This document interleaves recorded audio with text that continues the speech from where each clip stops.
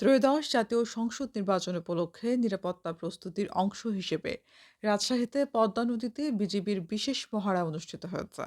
সোমবার সকাল ১১টার দিকে রাজশাহী পদ্মা নদীর টি বাঁধ এলাকায় রাজশাহী বিজিবি ব্যাটালিয়ন ১-এর সদস্যদের অংশগ্রহণে ৭টি স্পিড বোট নিয়ে বিজিবি সদস্যরা টহল ও কৌশলগত অনুশীলনে অংশ নেন।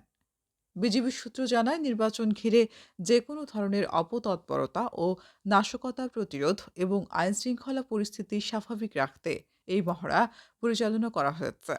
ভোটকে কেন্দ্র করে নদীর চরাঞ্চলে বিজিবির বিশেষ ক্যাম্পও স্থাপন করা হয়েছে।